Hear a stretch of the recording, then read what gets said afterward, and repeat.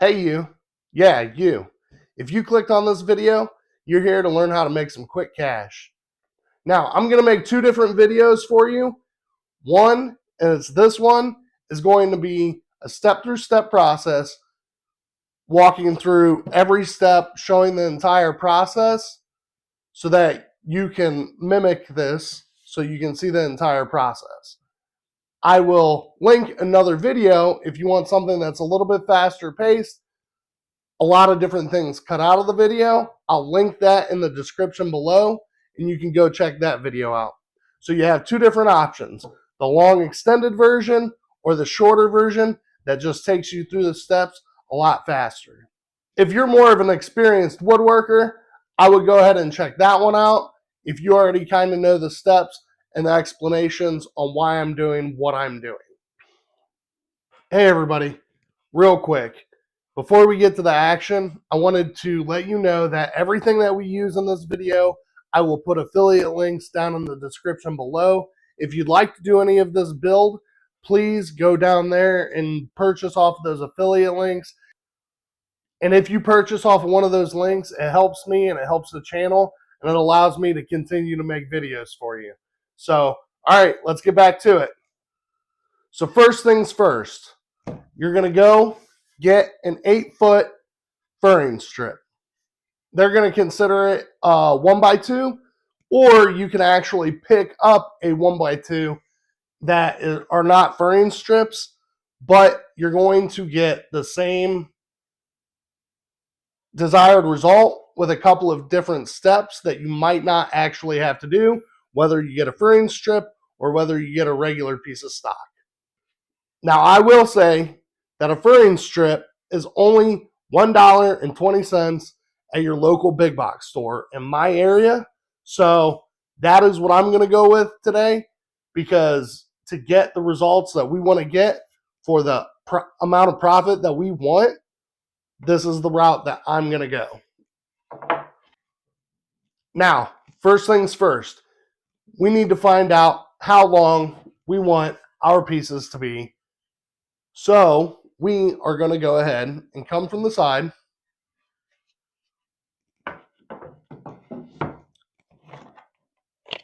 And we want the handles for our parts, for our product here, to be 6 inches. So we'll come out and we'll mark that 6 inches, just like so. Now, you have multiple different ways that you can make these cuts. You can use a circular saw, a hand saw, or your miter saw. I'm going to use a miter saw because I'm going to go ahead and set up a stop so that we can make multiple cuts at the same exact length over and over again, so that we can batch out as many of these as we possibly can while everybody's still purchasing their upcoming wedding gifts or party favors. Now, to start out with, you're going to want to, while this is the entire length, full length, you're going to want to come in and sand it down real quick. I am going to go ahead and speed that up a little bit. I don't think everybody wants to watch me sand for 5 exact minutes. So I am going to go ahead and speed that portion of the video up so that you can see it only takes roughly about 5 minutes. I will increase the speed to about 2.5 times, maybe a little bit more. But I don't foresee me spending any more than 5 minutes to sand this down.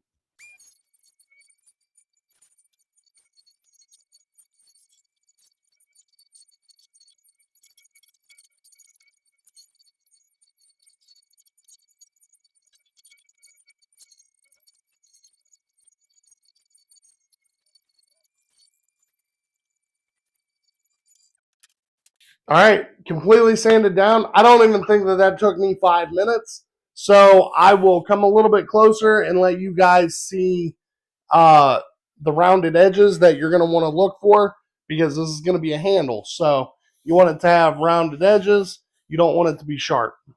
With these furring strips, they already come with kind of a nice rounded corner to them. All you have to do is sand them down to make them flow a little bit better, and that'll be nice and easy to do. So it just took a couple of minutes. Obviously, if you're hand sanding, you don't actually have a sander, this will take you a few more minutes, but it can be done.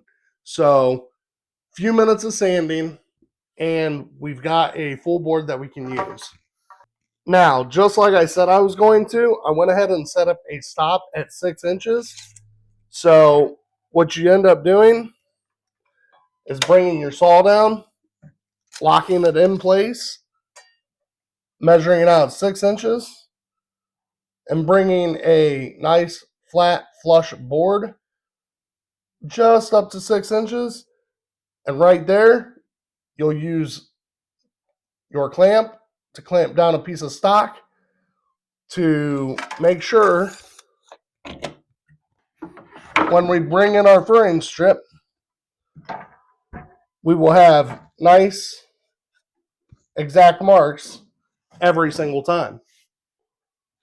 So if you have the ability to have some sort of stop, I highly, highly recommend it. It will make batching these out so much faster. And like I said, I will speed this up to about 2.5 times so that you don't have to sit here and watch every single one, but it is slow enough so that you can see the entire process.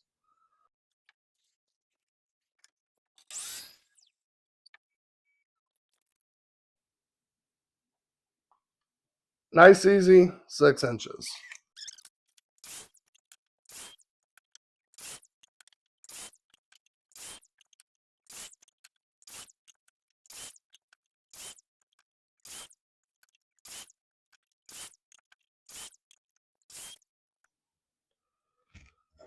All right, so there you have it. With just one furring strip, we were able to cut 15 handles out with one little piece of scrap left. Now, you can do the math to try to incorporate this entire piece, or whether you want to make these a 1/2 inch shorter so that you end up getting another full piece out of this. It all depends. If this is the most scrap that I actually produce out of this and I can create 15 of these, this is acceptable to me. Now, you're going to want to get your center off of here. So this obviously comes to 1.5 inches and then 3/4. Honestly, just shy of it, but from that 11, it will be right here, just shy of 3/8. And then just shy of 3/4 will be your center mark right here. So that will show you where your center mark is. And what we'll end up doing is coming with a center punch, lining it up dead center.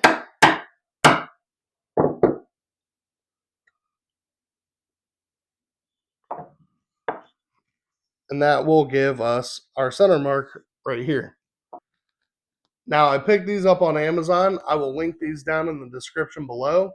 You can order an entire box of them. A box of 30, I believe, is $40, and you can go down from there depending on how many of these that you want to make. I went ahead and ordered the biggest box, but we are going to go ahead and drill a hole to fit this. Now, what you're going to want to end up doing is going just slightly smaller of a drill bit than you have for your bottle cap opener.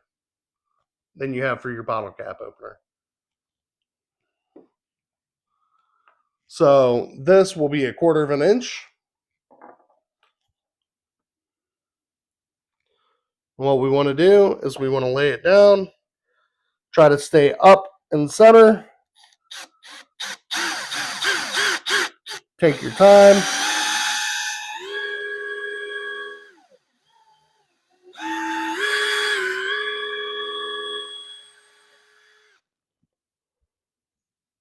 Something else that you might want to do, and I didn't think about it until just now,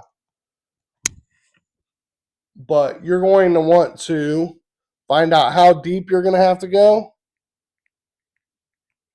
And there are a few different ways to do this. I'm just doing this temporarily. You can either mark this with a marker, or if you don't want to have marker on your bits, which I don't think it really matters,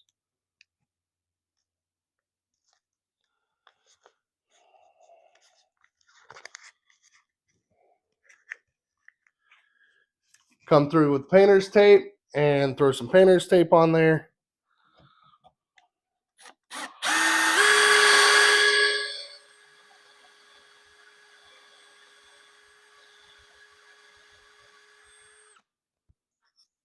And drill your hole out.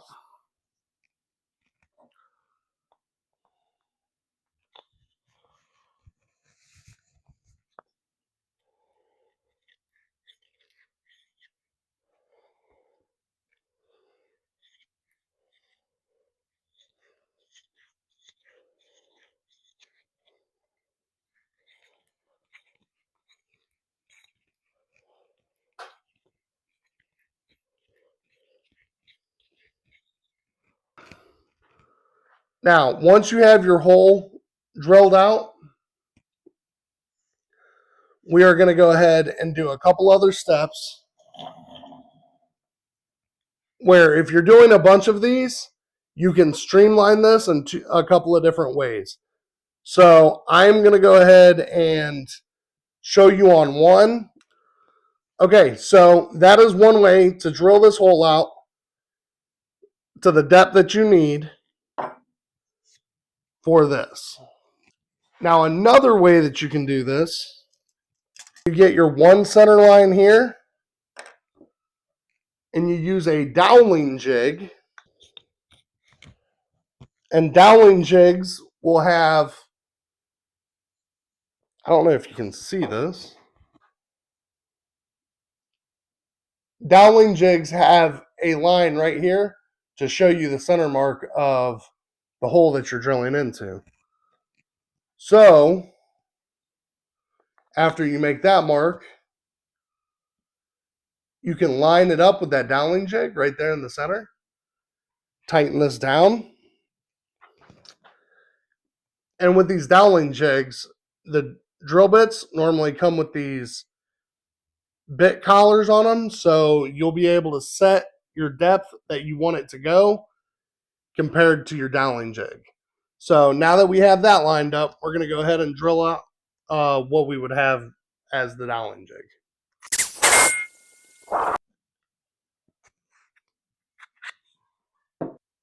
There we go.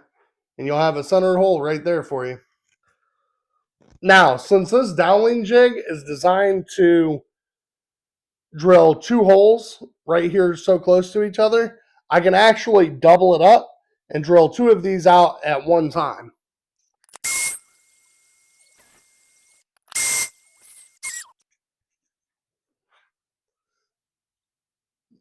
That makes that process go twice as fast with lining everything up.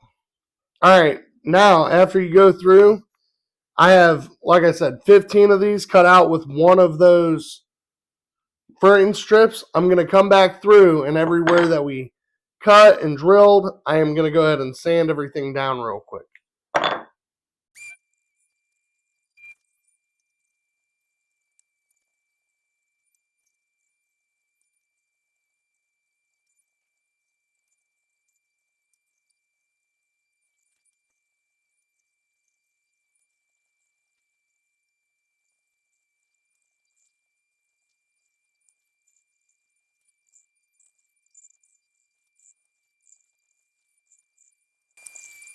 Okay, so I have them all sanded down. Everything is drilled out, sanded down. What we're going to want to do now is put a finish on these. All right, so I have enlisted in some help. I'm going to stain these a bunch of different colors. We're going to get a couple of each different color. We're going to start out with a Mission Oak on a couple of these. I enjoy Mission Oak. I like it. So, and we are out of actual shop rags, so we will be using some of these rags here.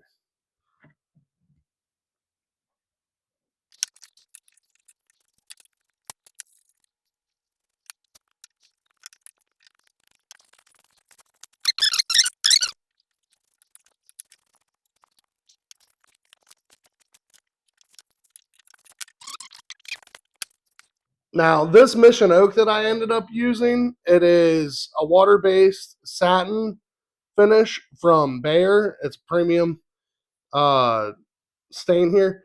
And I think so far, Bayer has been the best stain that I've actually put on any surfaces.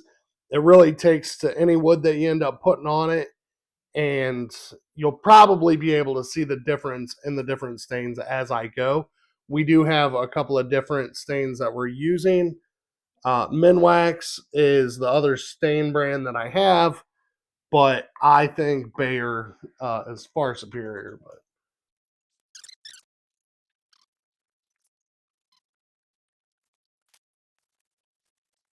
all right, so that classic oak turns out a slight tinge of orange. Really don't like that color that much, but all right, we have an espresso.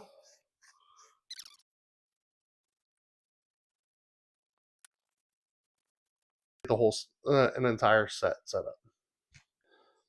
And then last but not least, my favorite,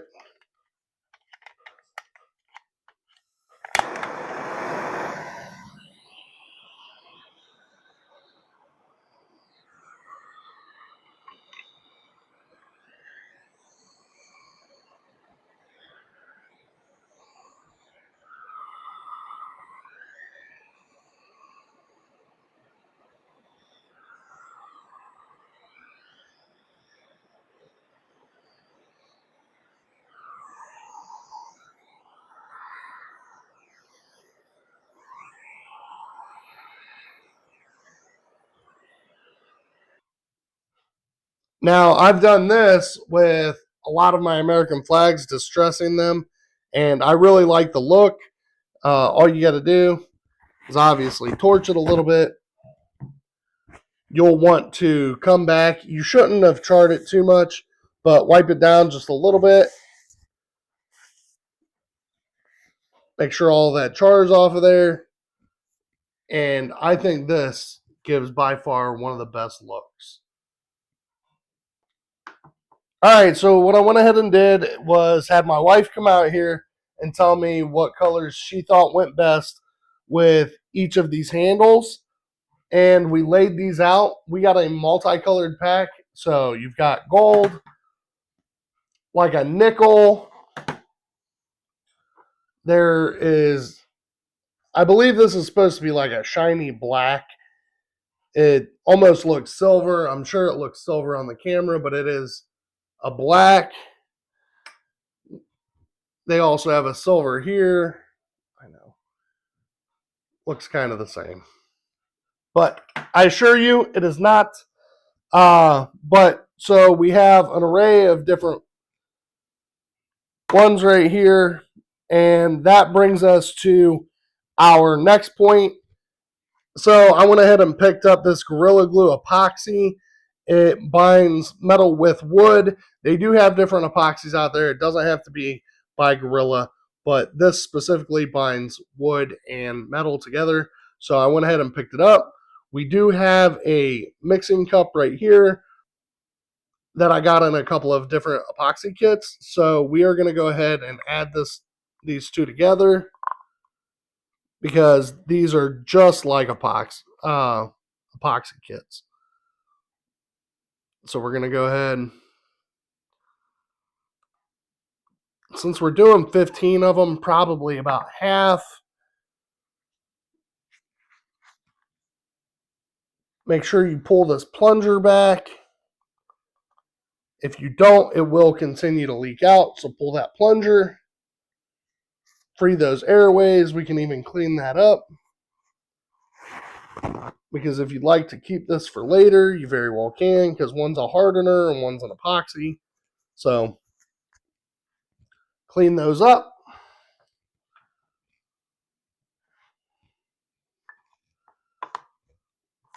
Take some type of stir stick, and we're going to mix those up just like you would do an epoxy.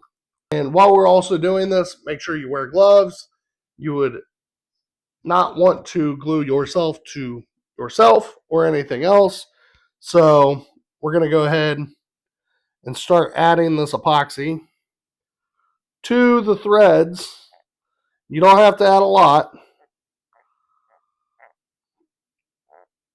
Just get this epoxy down into those threads, and we'll come over here. We'll actually screw this in to here.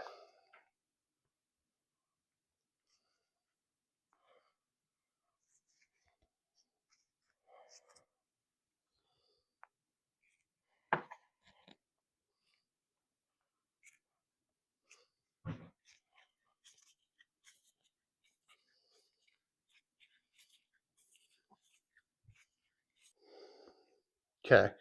Once you get it tightened down to where you want it, make sure you come back through and clean up this epoxy.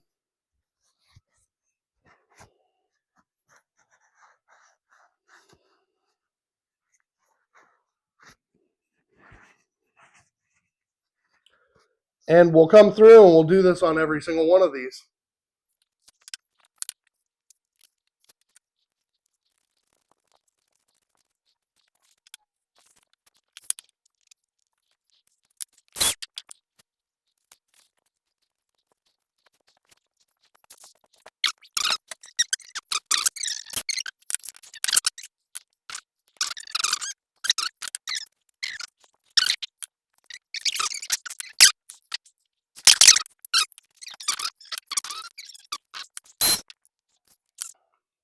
All right, guys. So for about an hour of my time, I went ahead and knocked out 14 of these.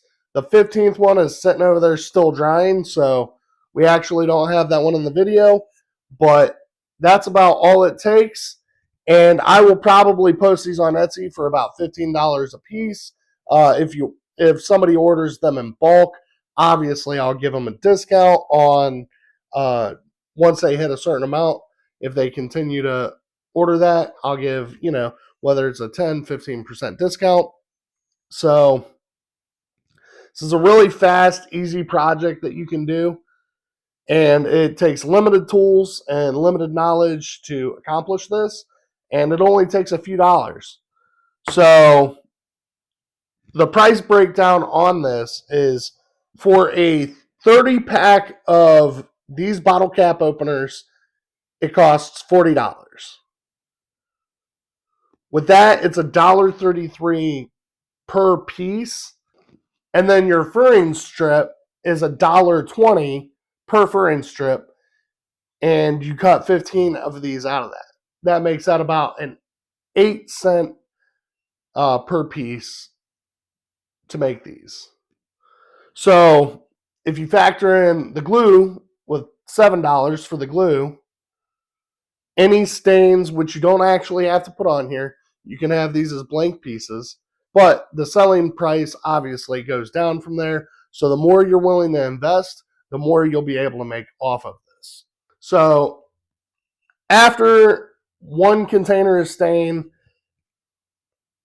a furring strip, and a 30-pack of these, you come out to over probably 900% profit on these.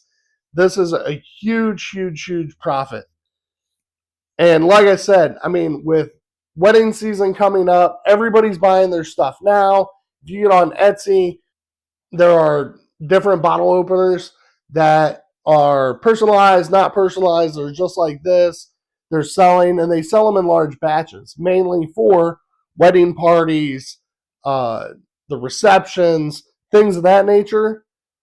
They buy tons of these for that purpose. So if you get these batched out, made, ready to ship out, people will buy these for their upcoming weddings as wedding gifts. The same video where you could just see the step-by-steps a little bit faster, a little less explanation, but, getting the measurements on this, what we were doing, what we were staining, and the thought process on it. That's why we have two different videos up.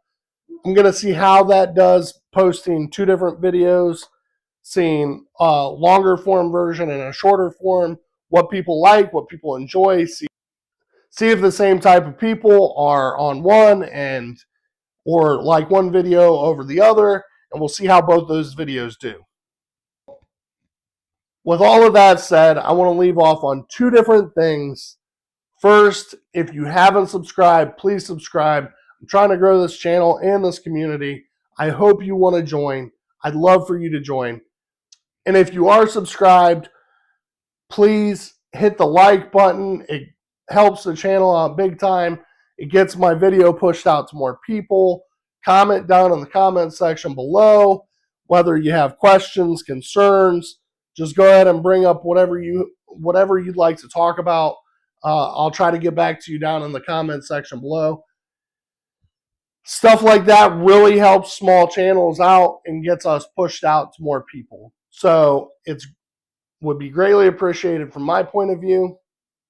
And one last thing, I want to leave off with a couple of don'ts. I know that we go over a lot of do this, do that, but I'd like to take a second to go over the do not do this, lessons learned at the end of a project. So a couple of lessons learned. 3 things for sure. Obviously, anytime you're dealing with any type of chemicals, whether it be stains, it's called stain for a reason. It will stain your hands. It will stain your clothes. Always wear gloves, different protective gear that you need to make sure that you don't get stain all over yourself or all over your clothing. Secondly, anytime that you're working with any type of epoxies or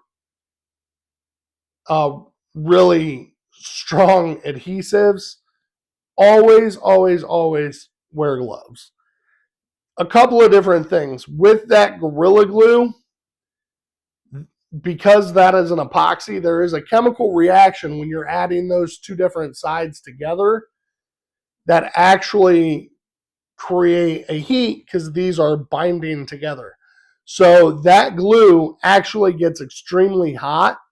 So be careful for what you get that on, and make sure you're not getting that on your hands, because we don't want to end up with chemical burns or anything like that. Or, like I said, gluing yourself to yourself. And then one last comment about the glue.